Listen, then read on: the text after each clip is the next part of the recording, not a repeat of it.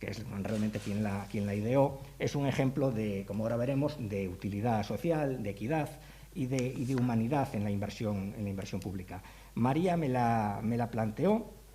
La verdad es que mi primera reacción fue, no sé cómo no se me ocurrió a mí, esa fue mi primera reacción, y a partir de ahí le dije, hombre, pinta muy bien, lo que sucede que, como en toda idea, hay que evaluar primero lo que es la viabilidad, tanto técnica como económica de la misma, y bueno, pues ella se puso manos a la obra, nunca mejor dicho, consultó pues con, en fin, un entorno, digamos, propio, incluso personal, de personas vinculadas a la ingeniería de caminos, y el resultado pues es la propuesta que ella hoy presenta aquí. Ya le cedo la palabra, porque, como digo, después recapitularemos el conjunto de propuestas que también hemos trasladado al alcalde, pero entre todas ellas, esta es una, ya digo, pues novedosa, y es una propuesta, yo creo que de una enorme utilidad social y de una enorme humanidad. María, cuando quieras. Bueno, moitas gracias ao meu portavoz polas súas palabras. Como vedes, estamos falando da mellora da accesibilidade na rúa Santiago León de Caracas. Esta rúa atópase na confluencia de varios elementos que xeran moita mobilidade na nosa cidade, non? Un fundamental é o ambulatorio Centro de Saúde de Atención Primaria Concepción Arenal. O Centro de Saúde Concepción Arenal é o centro máis grande de atención primaria de toda Galicia, atende a máis de 65.000 persoas. Tamén a rúa está na confluencia agora tamén da estación intermodal, que en breve se porá en funcionamento, neste momento a estación do tren, e tamén a futura pasarela que comunicará os barrios de Pontepedriña e do Castiñeiriño co ensanche. Tamén está no entorno do centro hospitalario a Rosaleda, e tamén acoden e discurren por esa rúa todos os alumnos, todos non, pero moitos dos alumnos do Colexio San José de Cluny, e tamén do Centro de Educación Infantil Dolores Ramos. Creemos que é unha rúa por esta razón moi transitada, pero que ten un problema de accesibilidade, un problema xa que ten unha pendente de máis do 10%, non? Como vedes nas imaxes, é de sobra conocida como está actualmente disposta esta rúa, que supón unha dificultade importante para as persoas que acuden ao centro Concepción Arenal ou que queren simplemente chegar ao ensanche desde o sur da cidade. Son millóns de persoas, porque o tráfico que xera tanto a estación do tren que xerará no futuro a estación de autobuses, tamén co transporte metropolitano, ascende a millóns de persoas, e as miles e miles de persoas, ademais, con dificultades en moitos casos, que acoden fundamentalmente ao centro de saúde. A nosa idea parte dunha mellora da accesibilidade, tamén da conectividade. Mellora da accesibilidade porque o que pretendemos é mellorar, facilitar a subida da rúa, no sentido hórreo á Rúa da Rosa, e tamén de conectividade porque coa actuación que se está a desenvolver no entorno da estación intermodal, consideramos que é de interese mellorar a accesibilidade desta rúa, porque permitirá unha maior permeabilidade dos peatóns no entorno da estación intermodal cara ao ensanche sur. Ademais, creemos que a proposta que realizamos é unha proposta que non levará consigo un cambio visual da rúa, tampouco xerará grandes inconvenientes aos veciños, e redundará no beneficio de todos eles. A proposta que plantexamos é a instalación de dúas rampas de 28 metros cada unha de longo, cunha separación de 10 metros, que podemos ver xa aquí como quedaría máis ou menos disposta nunha visión frontal do que é a rúa, desde a perspectiva do Hospital Rosaleda. Para levar a cabo esta actuación é necesario aproveitar o espazo que agora ocupan as xardineiras e tamén pois o espacio reservado para carga e descarga e tamén para aparcamento de ambulancias, e tamén sería necesaria a modificación da situación actual dos contedores de lixo da isla que se atopa na parte máis baixa da rúa. Como vedes, a instalación das rampas permitiría a permeabilidade dos peatóns dun lado a outro da rúa ou non ser unha rampa continua. E, bueno, pois aquí hai máis imaxes de planta, de como quedaría a rúa. Manteríamos a parada que hai diante do ambulatorio Concepción Arenal, manteríase para o seu uso tamén para ambulancias, trasladaríanse eses contedores e pois as rampas discurrirían en sentido, lóxicamente, ascendente para facilitar esa mobilidade. Este sería un corte transversal da rúa. Como vedes, non cambia moito, como dicía antes, o que a nosa visión actual da rúa, xa que simplemente a rampa ocuparía espacios que agora non ocupan os peatóns. Estas xa serían unhas imaxes de como quedaría a rúa. Para isto nos realizamos un estudio previo, cunha valoración económica, cunha valoración técnica. Esta é unha idea que non xorde da miña imaginación simplemente. Lóxicamente, a idea está aí, pero temos a solvencia técnica dunha enxenería que traballou ese estudio previo que nos di que esta é unha inversión e que é unha actuación perfectamente factible para o Concello. E, bueno, pois como dicía, a instalación desas dúas rampas coa intensidade de tráfico de peóns que hai nesa rúa facilitaría moito esa subida. A actuación fundamentalmente afectaría a marxe esquerda da rúa, a marxe do Colexio San José de Cluny, do ambulatorio Concepción Arenal, e na marxe dereita simplemente se reubicarían a parada de ambulancias, porque nun primeiro estudio plantexamos que poderían ir aí, pero lóxicamente este é un estudio previo que podería modificarse segundo un estudio máis pormenorizado. Estas rampas facilitarían sen dúbida o acceso e a saída da xente que acude ao ambulatorio, da xente que subiría por esa pasarela dos barrios do sur da cidade, para a xente que chega a Santiago da estación intermodal.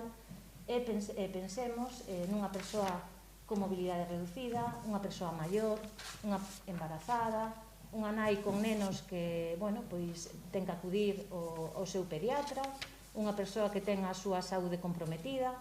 E creemos que, desde logo, é unha actuación innovadora para as reurbanizacións que se teñen levado a cabo na nosa cidade. Vai máis alá dunha reurbanización en sí, dun cambio simplemente estético. Isto é un cambio que redunda no beneficio das persoas. Estamos pensando nas persoas, non simplemente no cemento, no asfalto. Isto é unha reurbanización, unha humanización que mellorará a vida dos cidadáns de Santiago. Como ven, esta é unha imaxe do sentido de baixada, desde o que se ve xa é o final do edificio de Cluny. Lóxicamente a rampa tería sentido ascendente e, como dicía antes, coa instalación de dúas permitiría que os peatóns transcorrisen dun lado a outro da rúa sin ningún tipo de problema. Ademais, consideramos que esta humanización ten un custe-beneficio moi elevado, xa que temos estimado o custe da humanización en torno aos 682.000 euros con IBE incluído. As rampas en sí mesmas teñen un custe de 280.000 sen IVA. O resto son os gastos derivados da reurbanización, da elaboración da estructura para a rampa, da instalación e da modificación dos servicios afectados pola instalación destas rampas. E, como dicía, o custe-beneficio creemos que, neste caso, moi beneficioso porque non se trata simplemente dunha urbanización clásica. Trátase, ademais, pois, simplemente dun 0,55% do orzamento total do Concello, que ascende a 127 millóns de euros, e se pensamos só no investimento dedicado a inversións, é un 4,12% deses 17 millóns de euros que contempla o orzamento actual plantexado polo Goberno municipal. Como dicía, pensemos nesa persoa maior que sae do centro Concepción Arenal e que ten que enfrontarse a esa pendente de máis do 10%, pensemos nesa muller embarazada, nesa nai cun carriño de nenos, nesa persoa que ten a súa saúde comprometida, que acude ao centro a unha consulta, a unha cura. Pensemos en todas esas persoas que acuden á nosa cidade e que poderán ser tamén usuarias de hostalería, de comercio da zona sur do Ensanche. Iso parecenos unha cuestión fundamental para levar a cabo esta actuación, xa que a estación intermodal, por lógica, o normal é que a xente que saia dela discurra hacia o centro da cidade a través da Rúa do Hórreo ou da rúa paralela. Pero neste caso creemos que con esta actuación permitiría levar tamén un fluxo importante de persoas por esta rúa e dirixila a outras zonas da cidade, a outras zonas do Ensanche, que sen dúbida verán con bons ollos que máis público se achegue aos seus locais. Pensemos nesas cafeterías o mellor da rúa de San Pedro de Mezonzo, que se viron afectadas no seu momento pola marcha do Colexio Peleteiro e que poderían ver aquí unha opción de revitalizar os seus negocios. En definitiva, pensemos en todos os cidadáns de Santiago e de fora de Santiago que se poderán beneficiar deste investimento, desta actuación que consideramos fundamental e que redundará no beneficio das persoas, que esta é penso que é a liña do Partido Popular nas súas actuacións. Nos centrámonos nas persoas, neste caso creo que o beneficio, custe-beneficio, como decía, para os nosos veciños vai a ser moi beneficioso. Nada máis pola miña parte, Alejandro. No, nada máis. Bueno, se tenéis alguna pregunta ou alguna duda... Perdón? Si é excluíble, si o feito de que esta proposta sexa aceptada ou non pode condicionar o apoio á abstención dos orzamentos. Como dije antes, yo creo que puede ser una de las llaves, no la única, pero una de las llaves que hipotéticamente pudiera desbloquear la situación presupuestaria. Como comenté antes, nosotros lo que le trasladamos al alcalde son propuestas de diversa naturaleza, de diverso coste económico, de diversa utilidad, y de lo que se trata es de que él en su presupuesto integre algunas. Es evidente que si integra las más relevantes, pues será más factible llegar a un acuerdo que si integra pues otras que son más difusas o más modestas, o que no están, digamos, a la altura de la representatividad, del peso y del trabajo que desarrolla el Grupo Municipal Popular. Desde luego que esta es una magnífica propuesta y una propuesta trabajada y una propuesta de gran utilidad social, y sería pues un punto de apoyo importante para un posible diálogo, para una posible negociación presupuestaria, pero ya digo que no sería la única, ¿no? Nosotros junto a esta propuesta pues planteamos otras que, como decía, pues ya resultan como más previsibles o más obligadas desde el punto de vista de lo que es el modelo de ciudad y el propio sentido político del Partido Popular. Comentaba antes que lógicamente vamos también a incluir en las propuestas presupuestarias el apoyo a los emprendedores. Lo que no vale es que el apoyo a los emprendedores no aparezca en el presupuesto, se fíe a los remanentes y por encima además se anuncie 7 veces, ¿no?, el mismo apoyo que finalmente no se acaba de ejecutar. Al margen, digamos, del aspecto socioeconómico, presentamos otro abanico de propuestas de lo que son obras o infraestructuras. Volveremos a plantear el derribo da Casa da Xuventude y la posible integración urbana con el Parque de Belvís. Planteamos, lógicamente, la construcción de un aparcamiento en el Campus Sur, porque esa es una también propuesta típica y clara del Partido Popular. Nosotros, de hecho, dejamos en el 2015 un anteproyecto de aparcamiento en el Campus Sur. Como alternativa, planteamos, que ya lo planteamos en un pleno municipal, el posible rescate anticipado del aparcamiento de la Plaza de Vigo. Planteamos pues que se haga, aunque solo sea pues un estudio económico sobre la viabilidad o el coste de incorporar la parcela de Peleteiro al patrimonio municipal, porque al menos simplemente se trataría de saber es decir, en cuánto saldría su operación y cuál sería el retorno social y también económico para el propio ayuntamiento. Hacemos también achegas o aportaciones pues, en el ámbito del deporte, pidiendo pues, una consignación pues, para la ciudad de la Raqueta o pidiendo lógicamente también una adecuación de las pistas de atletismo de San Lázaro, que es un asunto que debatimos recientemente en el Pleno. No nos olvidamos del rural y aparte de pedir un aumento de las consignaciones para hacer viable el Pacto por lo Rural, pedimos en concreto bueno, pues que se materialice un proyecto de sinalética para todas las parroquias del rural. También en el ámbito de política social pues hacemos algún tipo de aportación y después hacemos también algún tipo de aportación o de propuesta relacionadas con la transparencia. Una de las cuestiones que pedimos, que no tiene coste económico, sería que cuando se vayan a tramitar los presupuestos haya unas comparecencias previas de cada concejal del área para explicar a qué va a dedicar el dinero, que esto yo creo que es elemental y es de, en fin, una exigencia democrática básica, como pedimos también la constitución de una comisión pues, que estudie la equidad fiscal en el Ayuntamiento de Santiago, porque si hiciéramos un estudio sobre la equidad fiscal en el Ayuntamiento de Santiago nos llevaríamos alguna sorpresa, ¿no?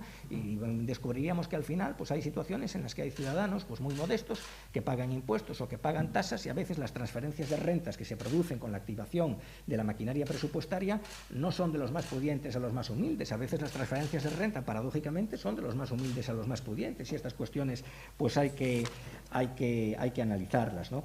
Presentamos también, volviendo a las obras, varios proyectos que tendrían muy poco coste, pero proyectos de reurbanización, de posibles reurbanizaciones de zonas de Santiago. A lo mejor ahora no hay oportunidad económica de hacerla, pero esa oportunidad se abre con ocasión de un nuevo remanente, pero no se puede materializar si previamente no hay un proyecto en la casa, proyectos que cuestan muy poco dinero. En definitiva, y como comentaba, lo que planteamos es un menú amplio de posibilidades y a partir de ahí, lógicamente, el alcalde elige siempre dentro de un orden o siempre salvaguardando, hombre, un determinado contenido, una determinada cuantía y una determinada consideración tanto al trabajo como al peso político del Grupo Popular. El alcalde del otro día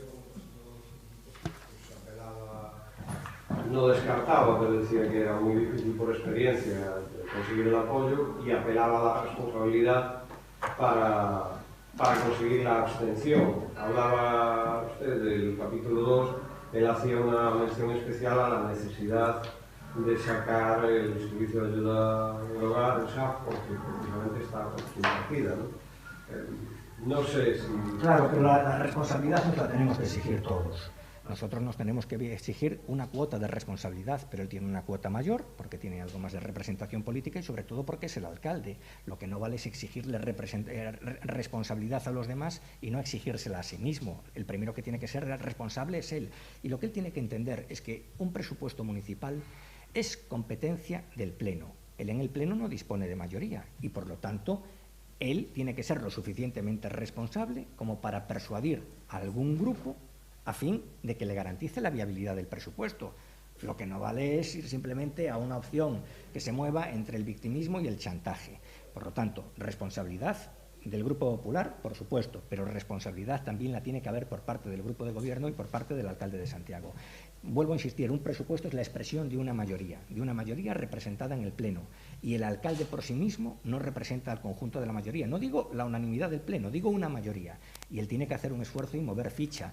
Y es evidente pues, que en una negociación presupuestaria pues, tiene que haber concesiones por ambas partes. Nosotros creo que estamos haciendo un planteamiento sumamente flexible. Nos acredita el trabajo durante todo este mandato de haber hecho planteamientos muy contenidos. Cuando se produjo el acuerdo en el marco relativo a los remanentes, oye, ese acuerdo pues, realmente se materializó casi en cuestión de minutos, porque nosotros no fuimos a una exigencia de máximos. Para nosotros lo fundamental era que una buena parte del remanente, es decir, un hecho pionero en el Ayuntamiento de Santiago, se dedicara a ayudas a los emprendedores, al comercio, a la hostelería y quienes más lo necesitan. Se cumplió eso que pedíamos y nosotros votamos a favor del remanente. Por lo tanto, creo que estamos haciendo una propuesta flexible, una propuesta contenida, porque no es una propuesta de máximos, y a partir de aquí el que tiene que considerarla es él. Si él prefiere moverse, digamos, en un egocentrismo presupuestario, pues ya es una decisión suya. Él también puso el día 9 como plazo para llegar a acuerdos. Eso es el martes que viene, estamos a jueves, muy justo, muy claro.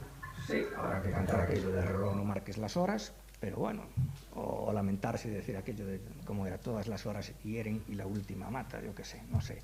A ver, el manejo del tiempo le corresponde a él, el darle un contenido al tiempo que queda, ¿no? Habla de transparencia en el capítulo 2.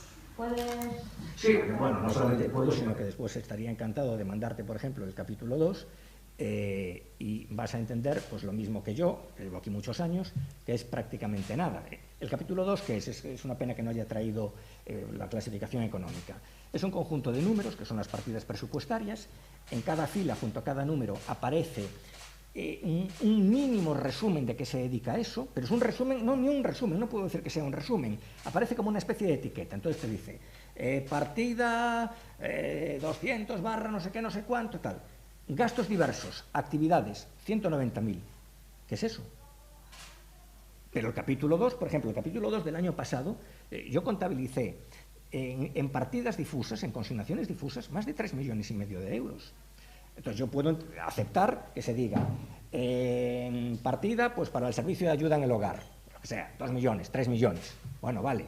O partida para otra cosa, a lo mejor no me convence mucho, pero al menos sé lo que es. Pero el problema es que cuando va simplemente una mínima nomenclatura que no es reveladora de nada.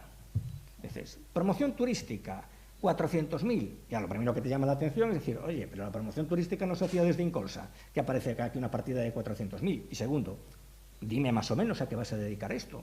Claro, porque son conceptos muy difusos, ¿no? Pero bueno, yo creo que lo relevante ahora es poner encima de la mesa pues un conjunto de propuestas, de entre las cuales pues esta que ha explicado con todo detalle María es una de las que más destaca, desde luego que es la más novedosa, y María pues yo creo que ha acreditado suficientemente tanto la viabilidad económica como la viabilidad técnica y funcional, ¿no? Ok.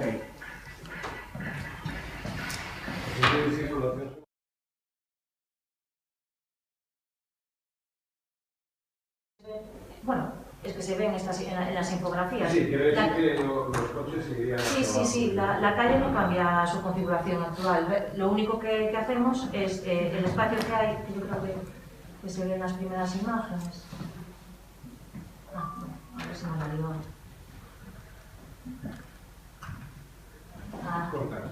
No. Bueno, ahora estoy liando aquí o PowerPoint. Nada, xa estou. Aí.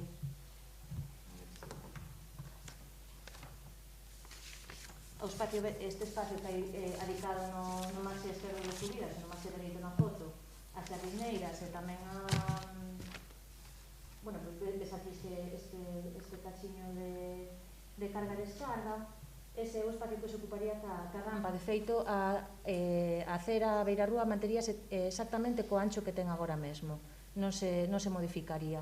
A rampa ocuparía simplemente pois esas xardineiras que hai na parte alta e a parte de carga-descarga e de ambulancias. Por eso, bueno, pois, nunha solución inicial formulase pois, levar ao lado da Rosaleda esa parada de ambulancias que para o seu centro, de feito, porque a parada de ambulancias tamén hai unha abaixo destinada ao uso do Concepción Arenal. Sería unha idea inicial, lóxicamente, un estudio previo que podría ser modificado, pero penso que a idea fundamental é a da mellora da accesibilidade a través desas dúas rampas, que melloraría, sen dúbida, pois, esa circulación de peatóns, especialmente pois, os máis maiores e tamén para nenos e persoas con mobilidade reducida. Para ser honestos, yo le veo una tacha, y es que no se me haya ocurrido a mí, pero bueno, fuera de eso, con ideas así... É unha cousa que se está facendo en moitas cidades, bueno, mesmo en Galicia, pero sobre todo do norte de España. Hai moitísimos exemplos que, bueno, pues en Santiago non se executaron hasta o momento, pero que vemos en moitas cidades, bueno, creemos que é perfectamente factible leválo a cabo, vamos.